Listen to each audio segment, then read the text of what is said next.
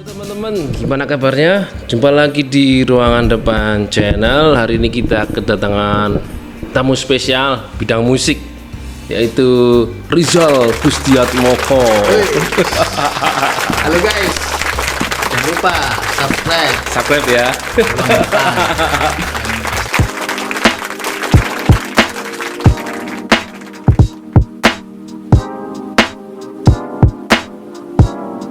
Oke, hari ini tema kita bahas tentang musik ya.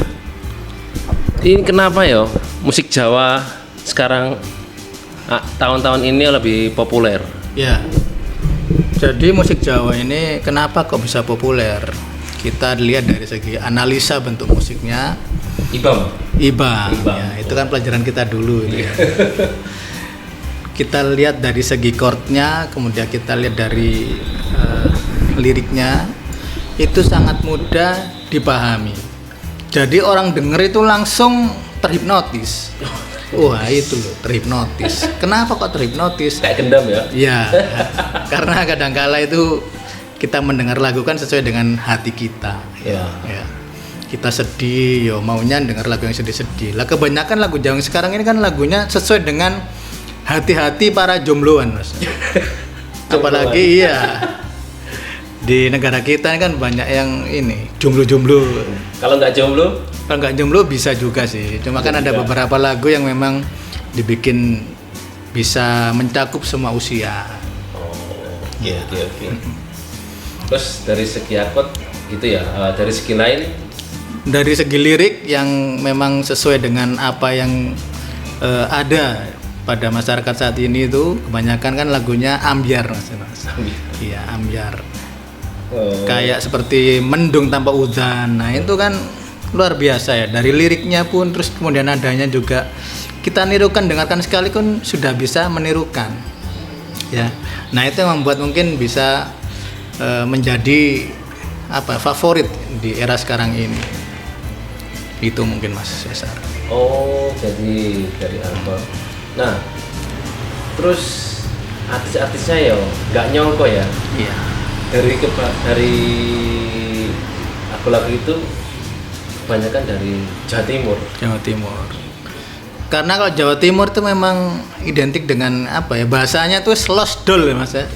Oke, jadi tidak pakai tading aling-aling ya, apa adanya itu diucapkan. Itu yang membuat menjadi bagus ya. Padahal dulu terkenalnya nge-rock ya. Oh iya, kalau Surabaya dulu memang terkenal dengan rocknya ya. Nah, ada Bumerang. Kok muncul dari Jawa Timur ini apa fenomena apa? Ya awalnya mereka terinspirasi dari Didi Kempot memang. Didi Kempot ini mulai dari stasiun balapan ya. Kemudian ada banyak lagu yang memang sangat menginspirasi banyak orang di situ. Terutama juga Denny Caknan. Awalnya kan dia sukanya itu tadi, dengarkan lagunya, karya-karyanya Bang Didi Kempot. Akhirnya bisa tercipta lagu-lagu yang sampai saat ini bisa viral seperti itu. Apalagi didukung dengan instrumen gendang, Mas.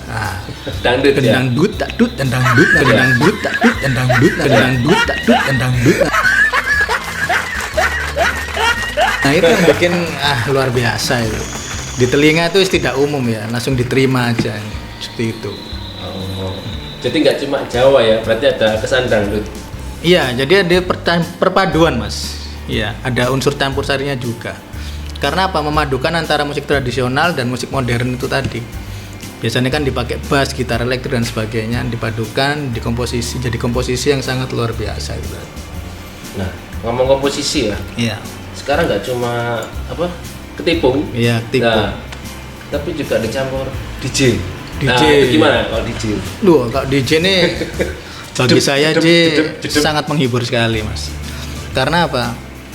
Kalau kita mendengarkan musik DJ, itu kita menjadi semangat. Semula kita sedih, kemudian adrenalin kita menjadi naik. Karena apa? Dari ketukan DJ-nya, dap. Nah ini loh. Ini nih yang membuat adrenalin kita jadi naik, dan mungkin yang menjadi sedih atau banyak hutang bisa terlupakan sejenak, Mas. Iya. Oke, lanjut ke adrenalin ya. Adrenalin. Padahal selain DJ ada lagi distorsi gitar yang jep jep jep jep jep jep jep. Wah, itu kok sekarang jarang ya terdengar. Ya ini jadi apa ya? Wah, bukan kayak apa ya? Bosen apa enggak ya? Nah, orang-orang. Jadi seiring perkembangan zaman, kemudian alat-alat teknologi, apalagi sekarang kan udah eranya 5.0 ya. Itu yang di Jepang. Apa itu? Jadi ini era yang mana di Jepang sudah mengaplikasikan semua menggunakan teknologi, Mas. Jadi kita mau main gitar tinggal pencet jarak jauh remote gini udah main sendiri kita. Loh, ini loh Mas. Maka dari itu di era-era zaman sekarang ini alat musik semuanya itu dibikin menjadi modern ya. Jadi misalkan DJ, kita tanpa memainkan sendiri kita bisa download dari suatu aplikasi sudah bisa mengeluarkan instrumen seperti DJ. Nah, ini jadi kita tanpa mempunyai alat musik pun kita bisa memainkan DJ itu tadi ya. Itu kan bisa melalui aplikasi juga kita bisa mengeluarkan ya atau menyuarakan bunyi-bunyi DJ seperti itu, Mas. Jadi otomatis musiknya juga pun mengikuti perkembangan zaman yang sudah ada seperti sekarang ini. Kayak gitar bisa di remote, berarti aku bisa pesen kopi di remote ya? Oh iya, iya nggak kopi aja Mas ya. Bahkan sampean ngundang becak isok nggak HP Mas ya. Iya.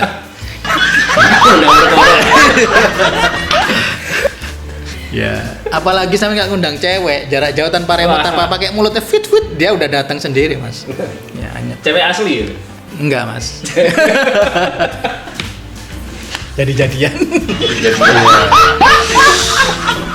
Oke. Terus tapi kebanyakan kok pop ya? Kenapa itu? Ya, karena enggak jazz. Nah ini, funk. Nah ini pertanyaan bagus ini. Yang dikoplokkan ya. Nah, kenapa kok pop? Nah, kita sebagai masyarakat Indonesia ini pengennya mendengarkan musik yang bisa membawa kita menjadi lebih tenang. Nah ini, jadi otomatis musik-musik yang kita dengarkan seperti musik pop itu kan dari segi chord, kemudian dari segi liriknya itu kan gampang dicerna, Mas. Nah, jadi kita nggak perlu pusing lagi, kita mendengarkan kita bisa fresh. Tapi lain lagi kalau kita mendengar musik jazz, musik klasik itu kan kita harus mencerna dulu. Iki sajane arah musiknya nang ndi ya. Jadi tambah kadang-kadang kita dengarnya tambah ruwet, tambah ngeluh wis gak sido seneng akhirnya. Nah, makanya banyak pemilihan lagu pop, lagu-lagu Jawa sekarang yang easy listening, Mas. Easy listening. Iya, itu. Memang tak akui ya, masyarakat sekarang ini senang yang instan. Instan, Mas. Kayak mie, Mas ya. Instan, mendukuri cepet, kelemnya cepet. Itu. Ya. Iya itu banyak terjadi pada musisi saat ini, Mas. Karena apa? Karena ketika kita membuat karya, kemudian langsung booming viral, tanpa kita mendengarkan bolak-balik baru terasa enak. Nah, itu akan mudah cepat dilupakan lagu seperti itu karya. Makanya kita bikin karya itu kalau bisa orang mendengar itu masih butuh proses pencernaan. Jadi diulang 20 kali baru terasa enak. Nah, itu yang karya yang luar biasa. Seperti orang makan ya? Seperti orang makan. Tapi orang makan, Mas, sekali makan gak enak dibuang, gak dimakan ya. Iya. Ini gampang dicerna. Dihafal. Kalau pengen cepat viral. Tetapi kalau bikin lagu karya yang legend memang harus butuh proses ya. Topo, Mas. Topo. Jadi satu lagu itu bisa diproduksi 1 tahun, Mas. Kalau sekarang kan mungkin 1 minggu 2 minggu udah dapat 3-4 lagu kalau lagunya istilah listening ya. Itu.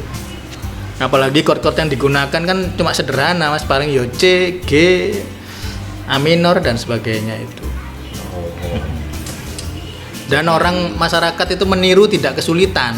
Aku sih iso rek murah-murah. Tapi kalau jazz dan sebagainya kan kita butuh, memang kita harus mengulik istilahnya. Kita belajar kepada ahlinya. Nah, perlu kursus privat dan sebagainya atau bisa melanjutkan ke studi akademis yang lebih tinggi. Misalkan di ISI atau di Senjata Seni Musik UNESA juga bisa. Oke, iya. Nah, terus kita bahas tadi masalah musik Jawa ya. Nah, sekarang kita bahas cover. Nah, menurut Mas sendiri gimana? Orang mengcover itu kreatif atau jiplak? Nah, Jadi mengcover lagu sebenarnya ini adalah tindakan untuk mengapresiasi karya seseorang. Buat belajar. Tidak belajar saja, tetapi untuk menghibur seseorang lain dan bisa memberikan wadah atau memberikan apresiasi ekspresi dalam diri kita sendiri. Jadi kita menjiplak, tetapi kita tetap membuat aransemennya. Nah itu. Tetapi cover juga selain kita meniru karya orang lain, kita juga perlu minta izin dulu. Minta izin pada si pembuat karya. Kalau perlu kita memberikan juga royalti. Nah, itu. Jadi ketika kita mengupload, mengcover itu jadi lebih tenang Mas, karena kita juga bisa membantu musisinya, kita juga bisa menghibur orang yang menonton coveran kita, dan yang ketiga kita juga dapat timbal baliknya, misalkan dapat royalti dari YouTube atau dapat dari siapa sponsor dan sebagainya, ya Spotify dan lain-lain itu aja. Tapi yang penting Mas, izin yang ada yang bilang tuh mengcover tuh cengeng. Nah, tapi ada yang bilang mengcover tuh kalau untuk basic gak apa-apa, untuk belajar, melancarkan akord. Nah itu gimana?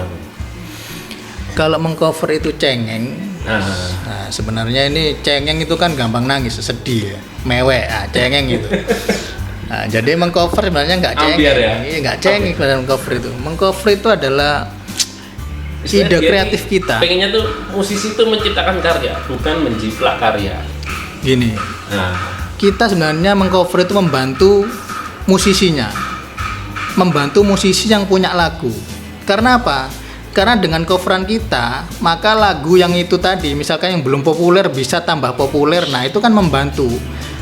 Apabila kita izin sama yang punya lagu, semacam seperti Ahmad Dhani pencipta lagu, dia kan banyak lagu-lagu yang di cover. Nah selama yang mengcover itu izin ke Ahmad Dhani, insya Allah Ahmad Dhani semakin bersyukur ya, karena royalti masuk terus. Iya. Jadi intinya kita saling membantu sesama musisi gitu. Nah misal ada kasus gini ya, lagunya ini nggak terkenal, begitu tercover jadi terkenal. Nah itu gimana? Oh ini tambah bagus ini Mas.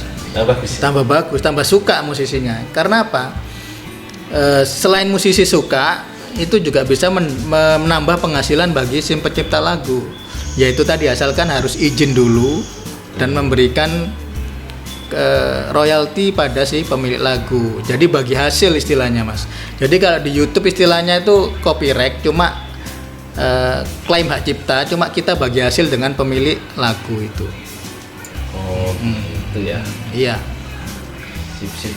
Nah, kalau ada yang tanpa dimintai royalti, si artisnya itu menurut sampean gimana? Nah ini. Aku kakek duit lah istilahnya. Oh, artisnya menolak untuk diberikan royalti. Nah, misalnya. Wah, ini tambah artis ini benar-benar luar biasa ya, karena membantu para seniman musisi-musisi muda, seniman-seniman musisi yang baru belajar untuk menjadi lebih favorit di mata masyarakat, dan apalagi dia juga memberikan karyanya dengan sukarela. Nah, otomatis ini dapat pahala juga ya. Karena membantu musisi yang baru lahir itu tadi dengan lagunya amal ya, ini mencuri ya. Insya Allah artis ini semakin besar namanya, semakin dikenang namanya, asalkan kita mengcover harus mencantumkan nama penulis lagu, pemilik lagunya. Ojo mbok akoni dhewe. Nah, ini yang bahaya. Bahayanya itu ya. Iya. Nah, apalagi kan ini kan masih pandemi kan. Masih pandemi. Nah, justru yang ini menurut saya ya, menurut saya orang mengcover ini kadang dia pasti butuh kerjaan. Nah, karena biasanya manggung dapat uang. Iya. Karena pandemi nggak ada, mungkin dia mengcover. Mungkin persepsi saya gitu. Ya, menurut jenengan gimana? Ya, jadi mengcover lagu itu banyak Mas, banyak apa namanya? Banyak manfaat. Yang pertama memang kalau untuk acara weddingan itu kan kita juga butuh mengcover lagu-lagu orang, karena nggak mungkin pengantinnya request lagu-lagu kita yang tanpa dikenal oleh masyarakat ya. Jadi ini sepi. Nah, sedangkan dari yang mengadakan wedding sendiri mau menyewa artis aslinya itu terlalu mahal, budgetnya nggak cukup, makanya dia menyewa artis-artis yang lokal. untuk memainkan lagu-lagu artis-artis yang sudah terkenal itu. Cuma memang ini perlu digarisbawahi. Jadi artis-artis yang mempunyai lagu itu memang harus diberikan sedikit royalti. Mungkin dari misalkan kita sebagai seniman cover, seniman artis lokal, setidaknya kita misalkan mendapatkan bayaran 1 juta atau 2 juta, ya kita sisihkan aja 100 atau apa, nanti kita langsung transfer lewat rekeningnya si pemilik lagu dan sebagainya jika memang dibutuhkan untuk sebagai royalti. Tetapi kalau memang benar-benar si artis itu ikhlas, mungkin ya enggak apa-apa, alhamdulillah.